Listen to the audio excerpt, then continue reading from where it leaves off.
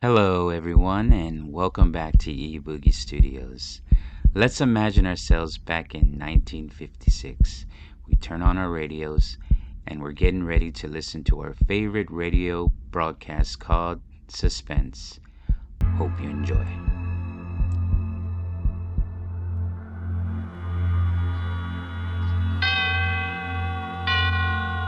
And now, tonight's presentation of radio's outstanding theater of thrills, Suspense.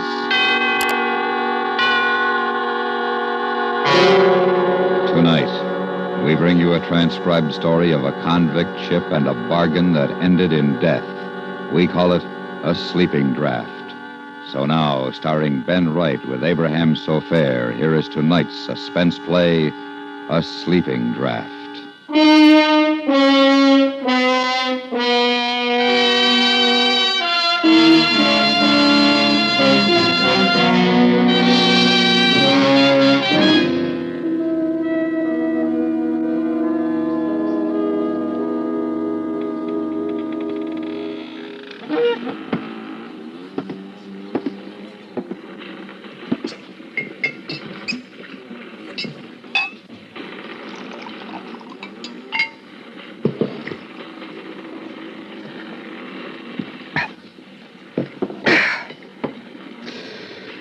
That helps. But it's like I say, you can't forget. You can never forget. It's at night that you think about it, with the water outside rushing past the hull. That's when you think that it can never be the same. You can't trust anybody. Never. Not a soul. I can tell you. You just can't trust him. Not even yourself.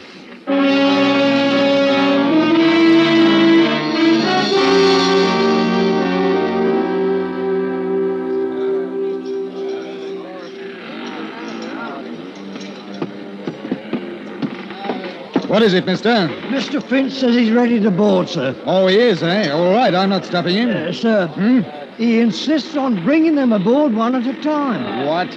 Does he think I'm going to miss the tide? There's over 400 of them. It'll take hours. That's what I said, sir. Mr. Finch, come aboard if you please. I'm sorry, sir. I should have resigned. Stinking, filthy, poor devil cargo. Everything high cockalorum, Captain? No, everything is not high cockalorum. What in blazes do you mean ordering my mate about? Oh, no offence intended, none taken, I hope. I want those scurvy wretches aboard now. All of them. Put them below and we'll weigh anchor. One at a time, sir. One at a time. We got to search them, you know. Why didn't you do that before you took them out of jail? Oh, you'll be surprised what those swine can pick up between jail and the docks. We got to search them one at a time. Oh, they're murdering devils, every last one of them, and that's a fact. The convicts came aboard one by one. I watched them. They were going from London to a land they'd never seen. A colony had bought them. Australia. 400. The sweepings and scrapings sorted out from the muck of the jails, with Finch in charge of them. I've carried dirty cargoes. Dyewood, for instance, crawling with scorpions and spiders, not to mention snakes. Then there's cattle. But this, weeks and months at sea with a human cargo would as soon cut your throat as spit. What made it worse was I felt sorry for the poor beggars. I watched them come aboard until there were two left. Name, Wilkes. Search him. Hey, now, take your bleeding hands off me. I ain't got nothing. They just stole me last farthing. Ah, shut your jaw. That's enough, Finch. I won't have the cat used on my ship. I got enough of it where they're going. Oh, you are a trusting soul, you are, Captain. Ah! How'd you like that between your ribs, Captain? Touch of the cat's a lot better than letting this swine bring a knife aboard, eh? Take him below. I don't know how they do it. So help me, I don't know. You got to watch him for them, now. Next! Right. Oh, here's a terror. Look at the size of him, eh? Dangerous swine. 3 murders in Australia. Escaped. He's in for it when he gets back. Name? Abbey. Jonathan Abbey. Abbey, well, a gentleman in chains. I am sorry, your worship.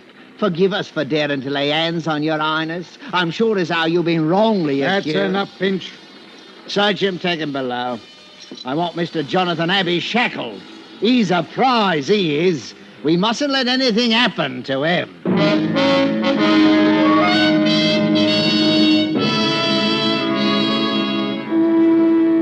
From the day we left London docks, I'd taken a violent dislike to Finch.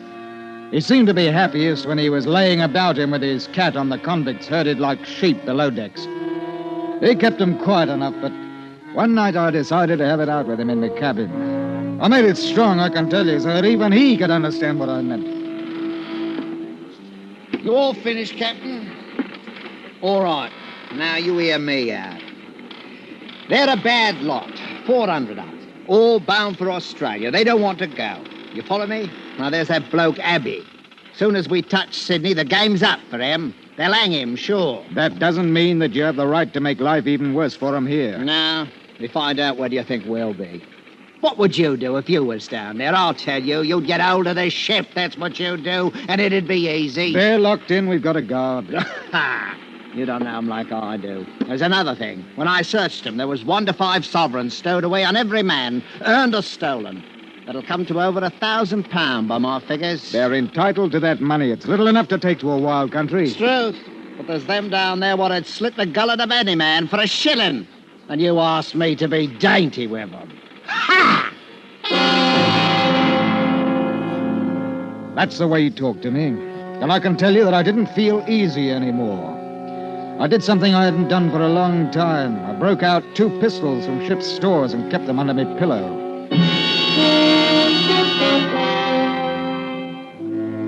It was when we got round the Horn that the first convict died from scurvy. We had to put him over the side, of course, and there was a lot of grousing. I went down to the hold with Finch. It was hot and stinking. Now, you let me talk to him, Captain. I'll put it to rights. You tell him it couldn't be helped. Don't you mind. I'll tell him. Oi! Here comes old Bloody Pot. Hey, Finch! Did you steal the clothes off the poor beggar's back before you threw him in? Them! We ain't men, dearie. We're dogs, or haven't you heard? Why didn't you wait to bury poor old Smithy in the ground instead of chucking him in the sea? All right. We got another 2 or 3 weeks before we reach land, and I'll make a bargain with you. The next one what dies, now that it's getting nice and hot, I'll just leave him down here. You can take care of him and mourn him till we get to Australia. How's that? £5 you don't keep him for 3 days. That's old Bloody Pot. Always a nose for business. And if you ain't satisfied with that, I'll see that the hatch is closed down tight for the rest of the voyage. And you can boil for all of me.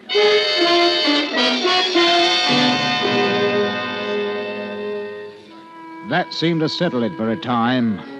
I began to see that in spite of Finch's hardness with him, the prisoners knew he was master and behaved themselves. That is, most of them did. But there were others. And that's what began the trouble. We were 2 days out of the Cook Islands when it happened. Yes? Captain, there's a man on deck. We brought him up from below. It's horrible. What happened? One of the convicts, sir. Oh? Fight? Yes, sir.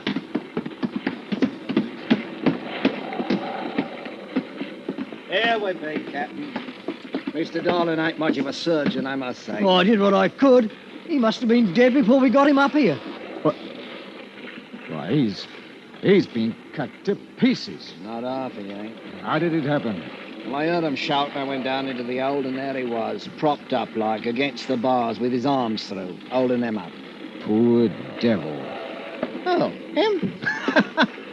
No, he's dead, he is. There's others in for it, though. What do you mean? How do you think he got cut up like that, eh? Knives, Captain, knives. But you searched them before they boarded. I did. In truth, I don't know how they done it. Small knives, Captain, small knives.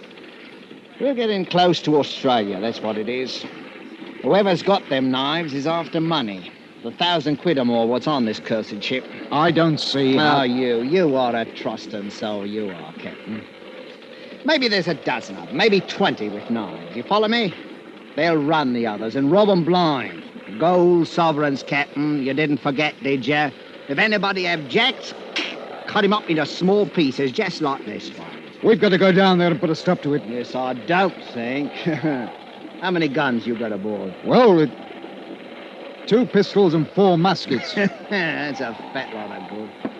Oh, well, must take the sweet with the sour, like they say. We can try, no harm in that. Mark my words, Captain, before we get to Sydney, all of us will probably have our throats cut. Come on. Finch and I, with 2 seamen, armed ourselves and went down into the hold and stood outside the bars. The men inside were quiet, very quiet. They just looked at us, dark-like. You man! I'll talk to him. Now listen to me. We know some of you are carrying knives. I want you to throw them out here. Nothing further will be said about it if you do as I say. Well? Captain, my porridge wasn't hot enough this morning. And please, sir, can I have sugar in it tomorrow? That ain't the way to talk to this scum. The captain's a gentleman. I'm not. You know me, don't you? We know you all right. You, Abby. You listen to me. I'm giving you till tomorrow morning to throw them knives out here. Till morning. If every blasted one ain't out of your dirty hands, I'm going to have you flogged. Every ruddy one of you. 50 lashes. Do you hear me, Mr. Abbey? I'll think about it. Till morning and then 50 lashes. You think about that, Mr. Abbey.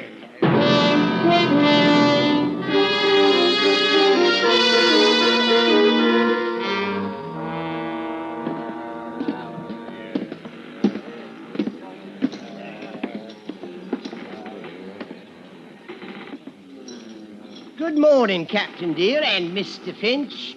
You filthy scum. Where's them knives? Where they'll do the most good. All right. I've given you a chance. I've played fair now. Mr. Finch, sir, may I have a word with you? Ah, come to your senses, have you? Bend closer to the bars, 'cause what I gotta say, I gotta whisper. Well, what is it? What is it? It goes like this. That 100 lashes, Wilkes. I'll take you first and handle the cat myself. Oh, no, sir. Why not take him first? He won't feel it like I will.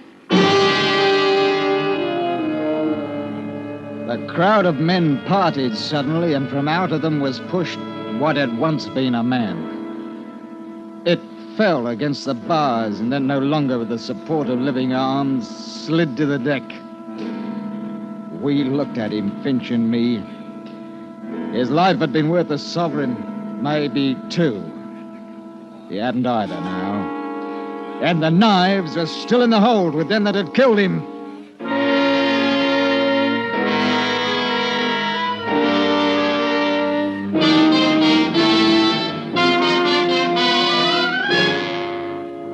You are listening to A Sleeping Draught, tonight's presentation on radio's outstanding theater of thrills, Suspense.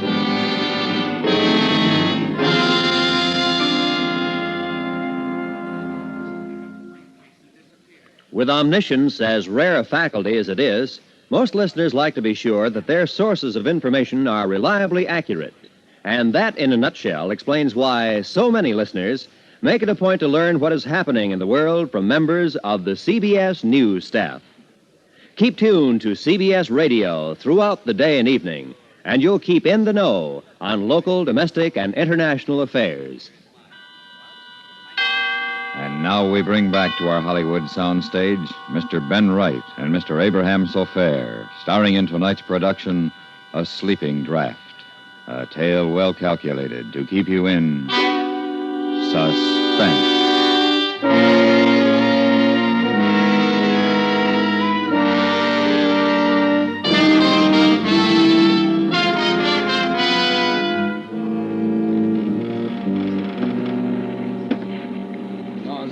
is it?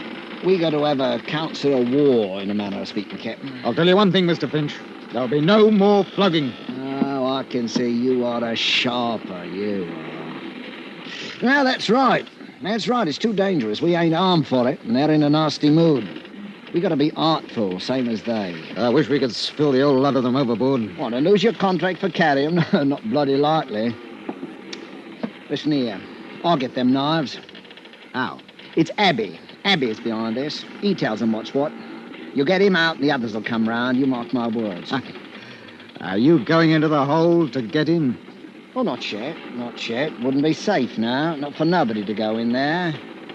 But in 4 or 5 days, Captain, after we cut off their water and food, seal the hatch, you see what happens. They die. Well, they'll die from the knives, then. Which do you want? They'll be begging you to take the ruddy knives in 3 days. And if they don't? We tell them to hand over Abby to us, that he's the one to blame for their misfortune. That'll do it. All right. If that's the only way, I'll give the order. Yeah, but not just yet, Captain. Not just yet. We'll let them sit down there and wonder, huh? Wonder what we're going to do about it. Some of them may get nervous. We'll let them wonder a bit.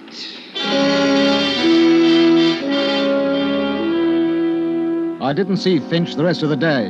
The barometer had fallen suddenly, and with it came a storm. I can tell you I had my hands full for the next 24 hours. There was no time to worry about what was going on in the hold of the ship, but I didn't think they'd have much stomach for knifing each other and killing. Next morning at breakfast, Finch didn't turn up. He didn't turn up at all. We searched the whole ship. And then I went down into the hold, and that's where he was.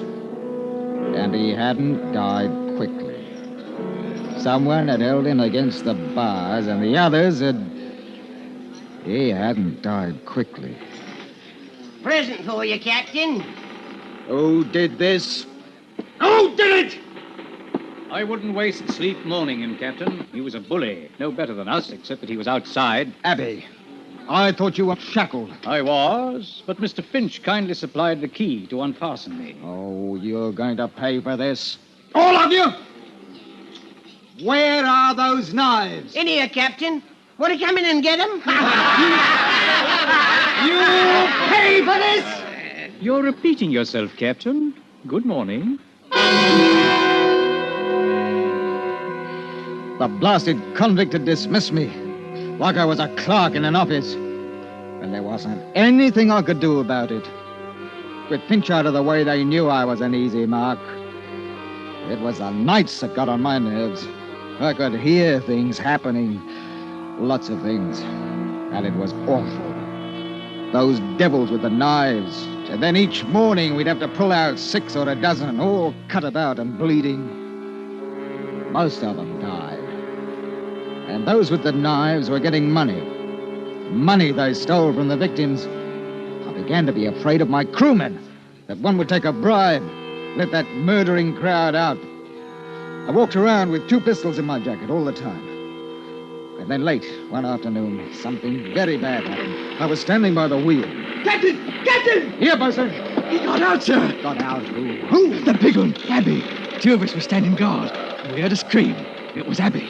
Said he'd been stabbed. Benson opened the grill to get him, and Abby bashed him on the head and bolted. What about the others? I got the grill closed in time. They're safe enough. He must be somewhere on the ship, sir. Unless he went overboard. Not that one. He's up to mischief. Take one of my pistols, mister. Aye, sir.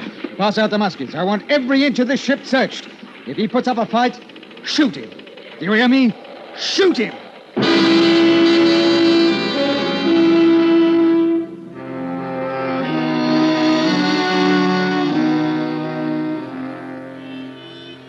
The night comes quickly in southern parts. Did you ever try to search a ship at night with lanterns? It's not easy.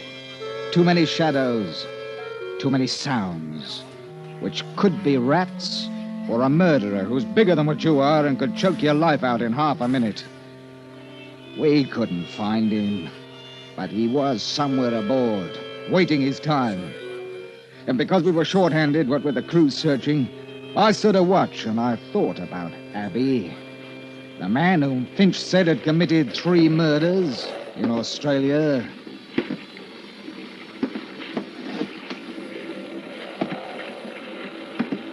Don't turn around, Captain.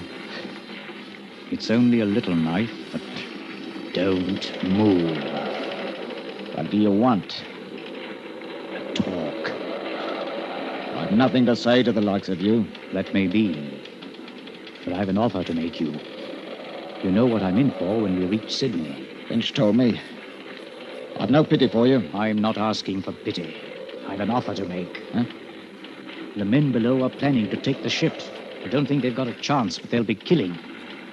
Those that have got the knives have got the money, too. It's £1,200. I'm aware of that, mister. I can get the knives for you. Ah? All I want is a chance to get away before the ship docks. How do I know it isn't a trick? Turn around, Captain. Here, my knife. Will that convince you? You must have a pistol. You can shoot me if you want. What makes you think that you can get the knives away from me? I can. That's all you need to know. I couldn't help you openly, you know that. You were put aboard as a murderer. You're in my charge, and it's my job to turn you over to the police as soon as we arrive. Then? If you could get the knives, though, I might be able to give you a chance to clear out. That's all I want. A chance. All right. I must have a pistol. What? A pistol. You take me for a fool? No, it's the only way to get the knives. Yes, I'll give you this pistol and you shoot me down. Not likely. If I'd wanted to do that, Captain, I'd have cut your throat 2 minutes ago. Yes. But you're a murderer. I know. No, you can't have it. It's either them or your ship, and probably your life. Well? You talk like a gentleman, but suppose you want my pistol so that you can free them. You just have to trust me, as I trust you, to give me a chance to get away. Take it. Here. What about the guards below? They'll shoot. I'll take you down. I'll say I caught you. How do I get out again when I've got the knives? Send word that you want to see me. All right. Captain, I'm trusting you now. I want that chance to get away. We'll talk about that if you get the knives. I'll take you below now and come back tomorrow.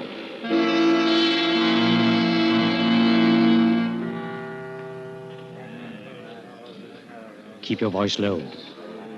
They think I'm tricking you into making a bargain. They think I stole the pistol. I told them I had to have the knives to make you believe that we wouldn't make trouble. I said we'd take over the ship tonight. What do you want me to do? Leave me the key to the grill. I'll slip out tonight and bring you the knives. They'll want you to let them out, too. I won't. I'll lock it. How do I know you will? You don't. You'll have to trust me, won't you? Yes. Do they know about this plan? All except for the fact that I'm going to lock them in once I'm out. Now, give me the knives now. No, they'd know something was wrong. I'd never get out alive. Give me the key. All right. Here. Tonight.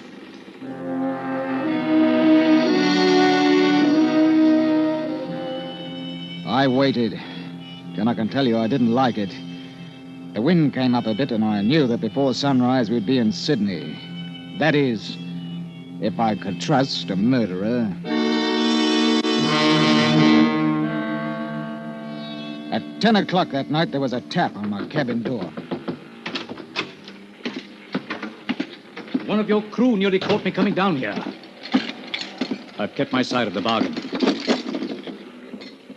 Oh, you needn't worry. The knives are all there. Here's your pistol. No. You may need it. Oh, thanks. Now, how do I get away? We'll be in port in about 6 hours if the wind holds. You stay aft in the longboat. Mm-hmm. When you hear the anchor go, drop over the side and swim for it. Very well. I'll try to anchor as close to land as possible before I take her in. If I can land without being seen, I've got some friends who'll hide me. Yes, well, I don't want to know about it. Just remember, when the anchor's let go, that's your signal. Thank you, Captain. I trust you. I'd like to shake hands with you. I took the hand of the murderer, and we shook hands like old friends. And then he was gone.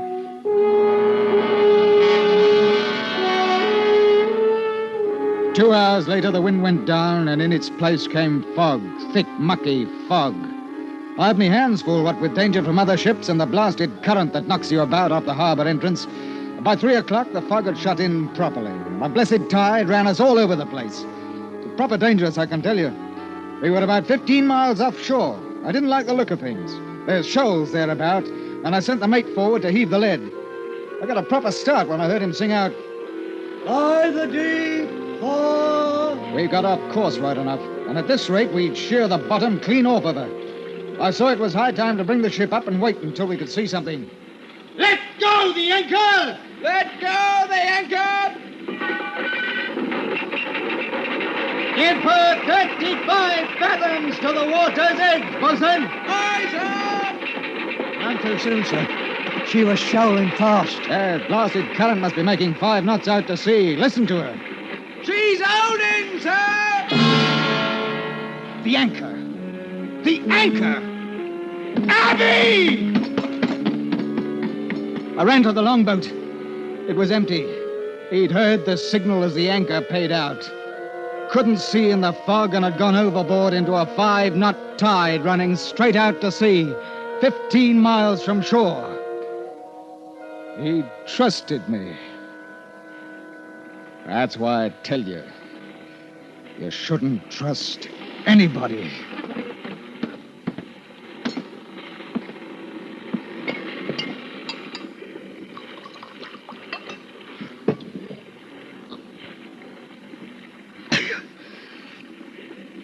Sometimes it's hard sleeping at night.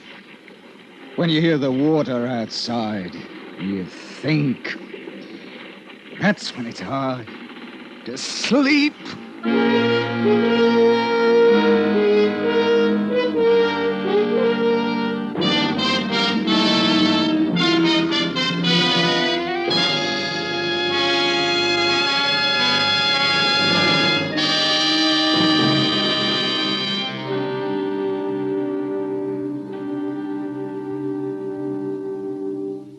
Suspense, in which Mr. Ben Wright starred with Mr. Abraham Sofair in tonight's presentation of A Sleeping Draught. Be sure to listen again next week when we bring you another presentation of radio's outstanding theater of thrills, Suspense.